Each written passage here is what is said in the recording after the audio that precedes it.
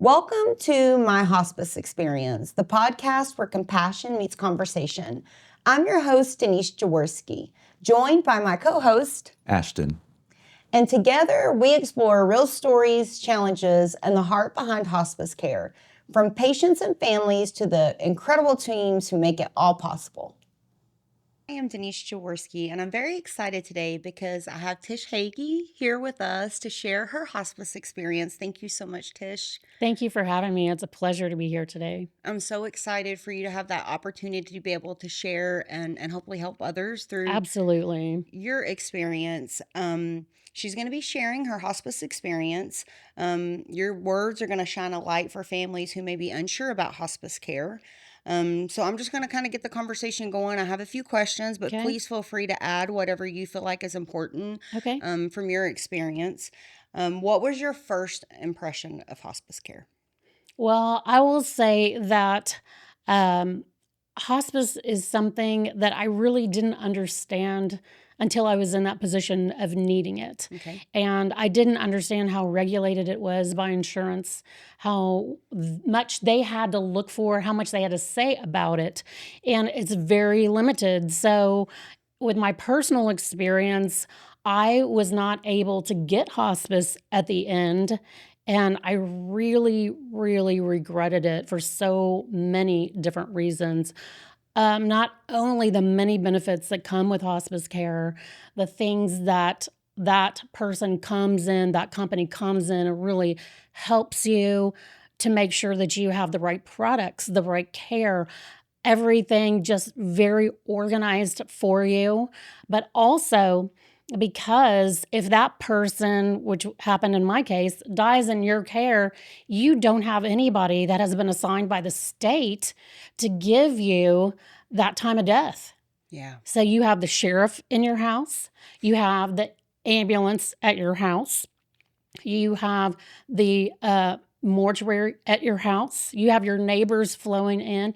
It is just absolute chaos, and you don't have anybody to help you handle one bit of that. And after all the craziness dies down, you have to go back to your doctor and get a death certificate signed by the doctor that last saw them for the time of death. That's so crazy. Yes, all of that could be done for you if you have somebody that will offer that hospice care.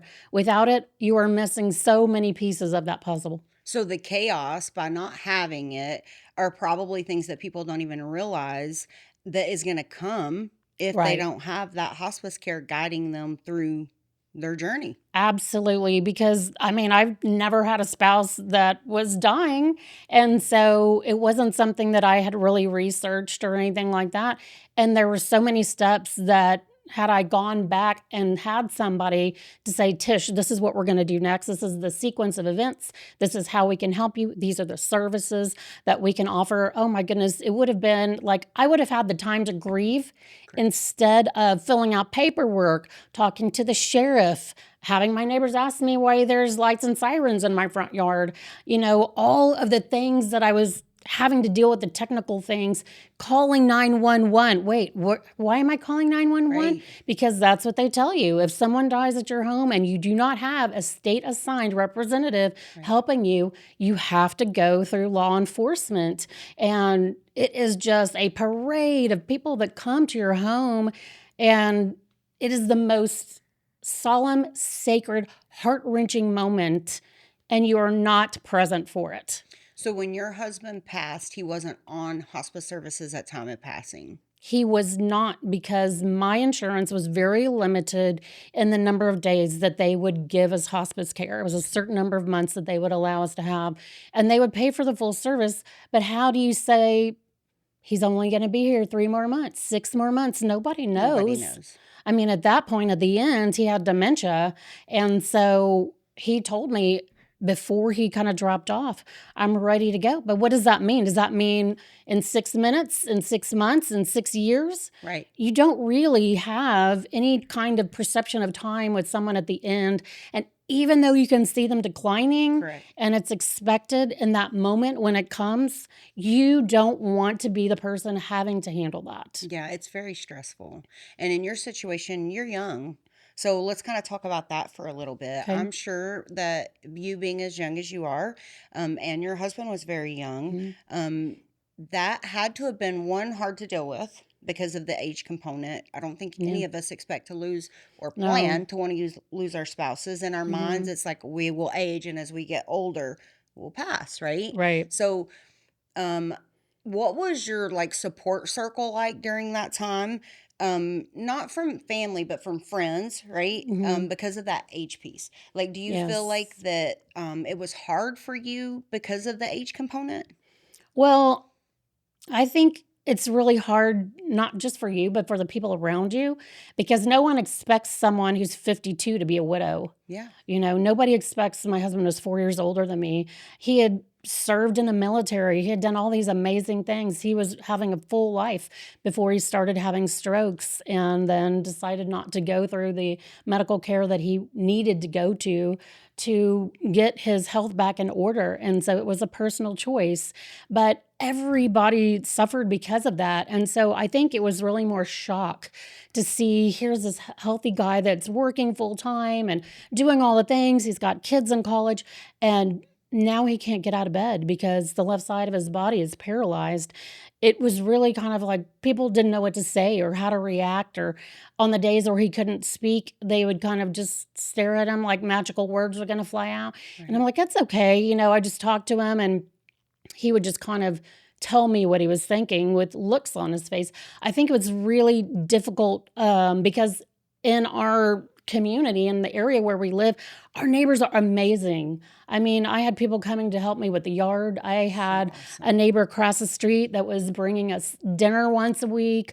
Wow. Um, the support was incredible, but I think people just didn't know what to do Right. because it was so unexpected. And all of our neighbors, with very few exceptions, are older than we are. Yeah. There are no children on our street, and we lived there for now 25 That's a years. long time. It's a long time to be in one home. And even my siblings, it was like they would come to the hospital and Jim couldn't respond back to them.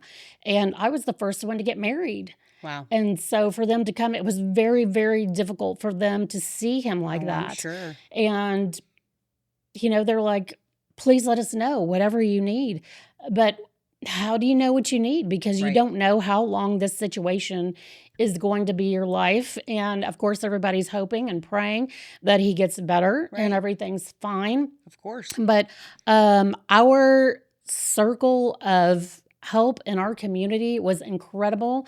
Down the street, we had a guy who just, I could literally call him in the middle of the night to help me pick Jim up off the floor Oh my goodness. because he would throw himself out of his Oh hospital my bed at the gosh. house. And you can't explain to someone who's in that state, like, you're going to break a hip. Right. Something's going to happen here. He would come help me put him back in the bed. He would come help me physically pull him out of the shower when he would throw himself down because he couldn't mentally grasp that those things could really physically hurt him. So the support was phenomenal. It's just a matter of really speaking up and saying, I need you to help me with this specific thing. And I'm not a person that likes to ask for help. Yeah. I like to be the person helping other Independent. people Yeah. or taking care of my own business because, it just is what it is. You don't want to put that burden on other people. You absolutely don't. And for people to just show up with the meals or, we're going to come help fix something at your house or do this or that, it's overwhelming how kind people are.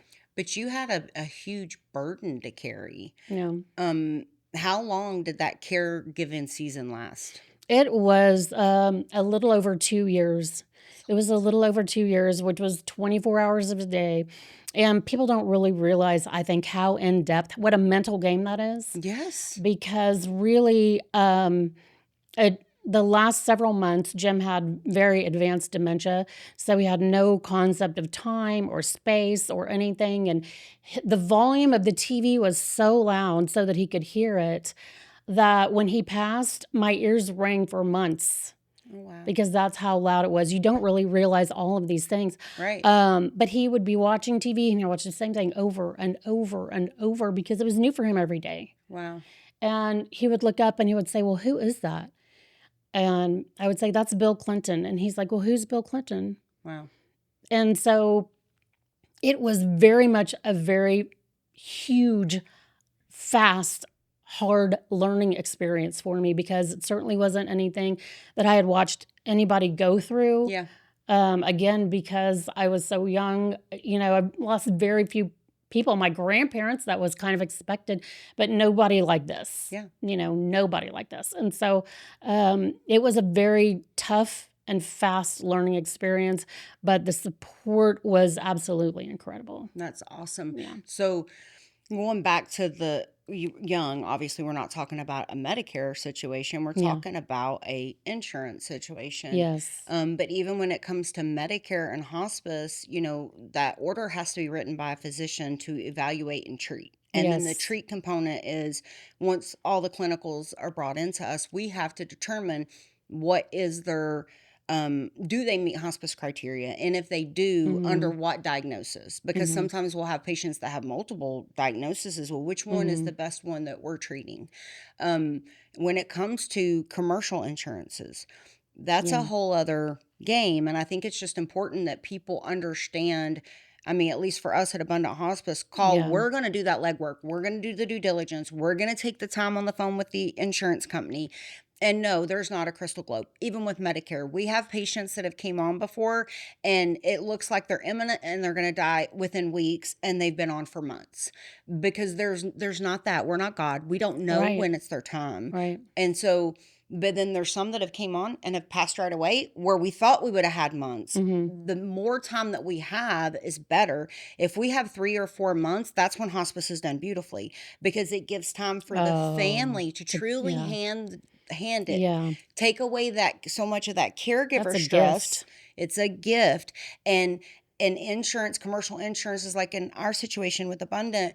If I'm going to do the right thing, if there's a Mm-hmm. situation they need our help, Yeah. then as the owner of the company, I'm going to step in and make the decision. And there's been many times that we've even had to do those pro bono, Yeah. because if That's the need amazing. is there, we have to, like, we've Yeah. got to support our community. That's And amazing. I didn't even ever think of it from a situation of what you went through, Yeah. of the piece that we intercede at the end of life, because we're calling it's our RNs that are Right. pronouncing, that then Yes. goes to the doctor, and It's look at seamless. all of that stress. Yes. So I'm sorry you had to go through No, that. I'm telling you, hospice care, if I had it to do it over again, and hindsight is Yeah. always 2020, Yep. I would recommend hospice care to anybody who even remotely thinks that they need it. I wouldn't have waited for so long, because truly, like you said, we're not God. Nope. We don't know the date, the time, the hour, or any of that. But I had so much going on. I was working a full-time job. I had kids in college, trying to keep all of the, plates balanced. And Jim was a full-time Yeah. job, because he would not allow anyone else to help him, because he recognized me. He knew he was safe when he could see me. So I couldn't leave my home for over 2 years. Oh my gosh. So I was just there, and it got to the place where he couldn't get in a car with friends to do anything right around the block. And that was a large part of the 2 years. He was just at home in that hospital bed. And there were very specific things that he had to eat. Diaper changing, nobody likes to talk about that. Right. It's embarrassing for them, and you just try to make it as nice as possible.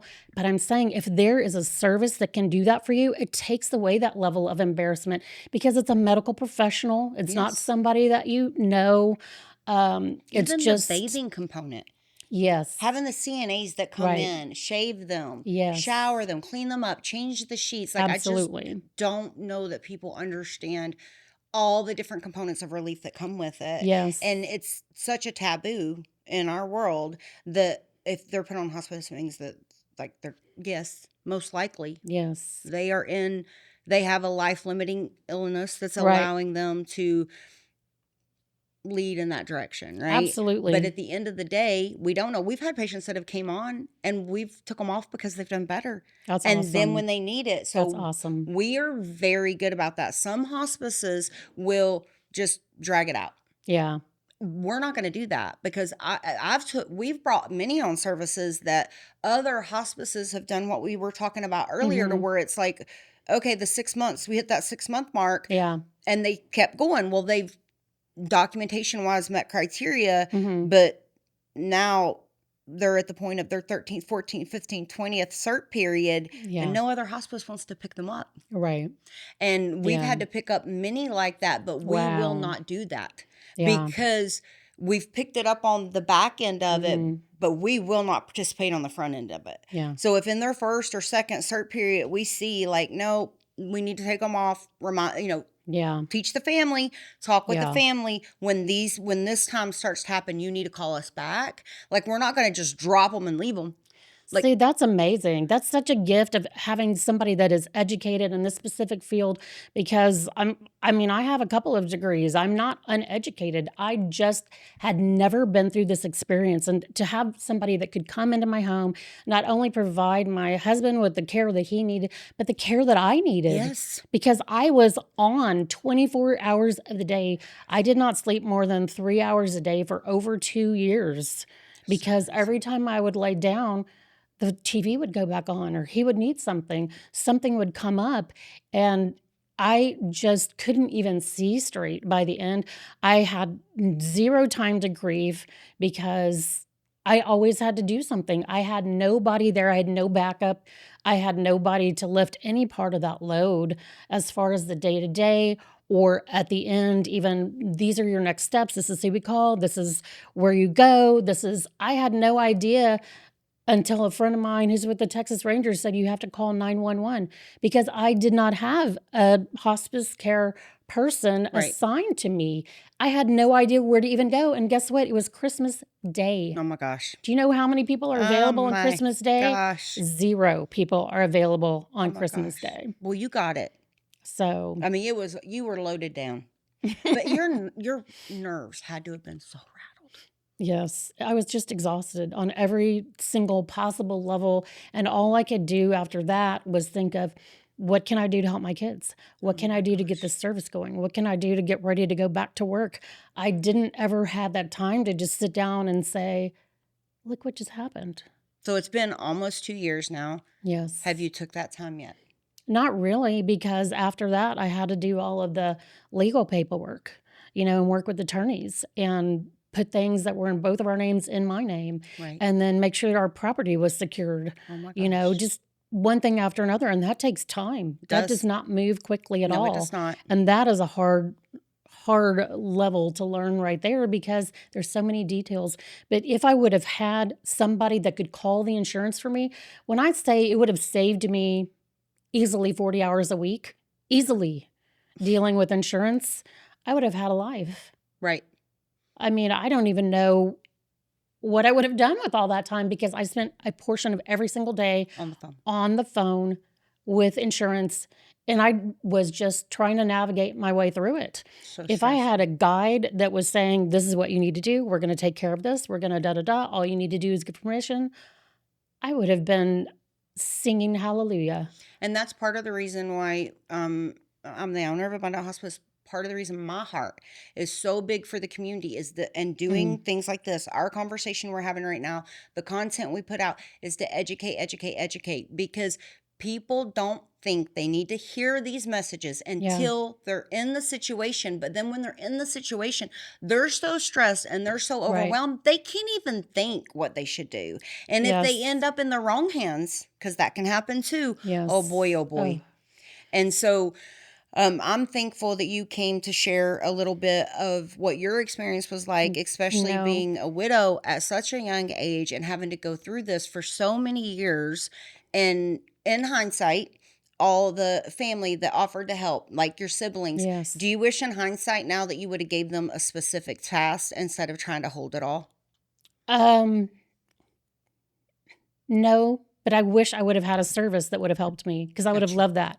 Okay. I understand. Because I feel like if I have one point of contact that could do everything for me, that would have been amazing. The chaos that ensued at the end was something I would not wish on anyone. Okay. And like you said, until you're in that situation, you don't know what to do. There were so many moving parts. I could write 10 volumes of books that one service could take care of for you.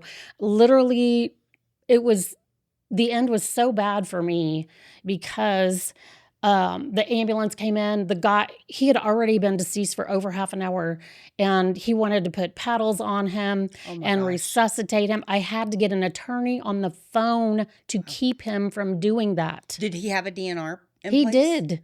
Oh, But wow. you know what? I didn't have it in my hip pocket. Uh-huh.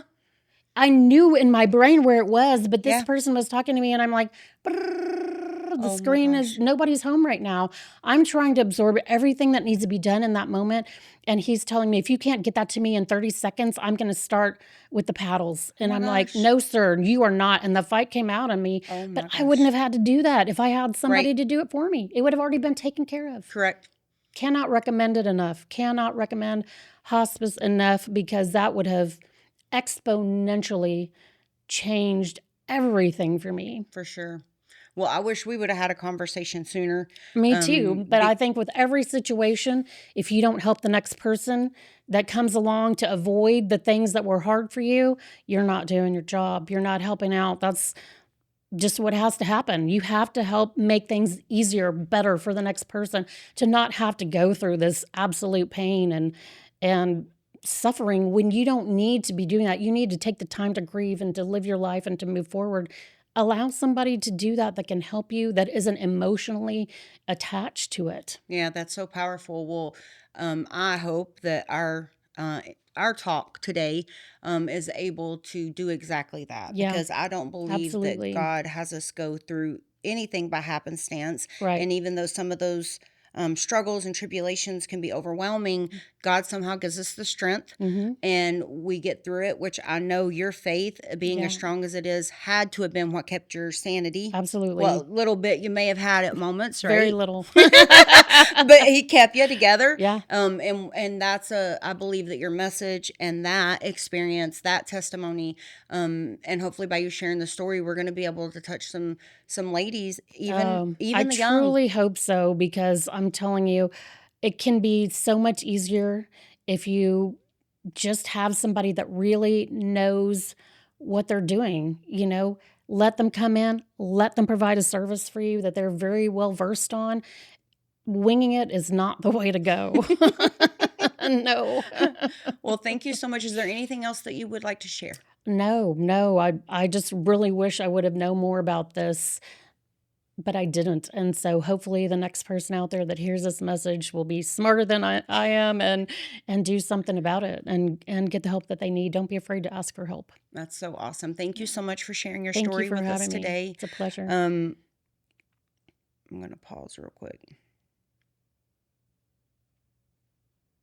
Okay, I'm going to finish over here. I'm trying to word this the right way. Tish, I really believe that your story is going to have an impact, and thank you so much for joining me today. Thank you for having me. I'm telling you, it is a blessing to be able to tell people about something that can truly change their lives for the better. Thank you so much. As Abundant Hospice puts their heart into these podcasts, one thing that would be extremely helpful for us is if you could like, share, follow, and subscribe. The more people that we reach, the more knowledge that allows us to empower more people into making good decisions for their loved ones.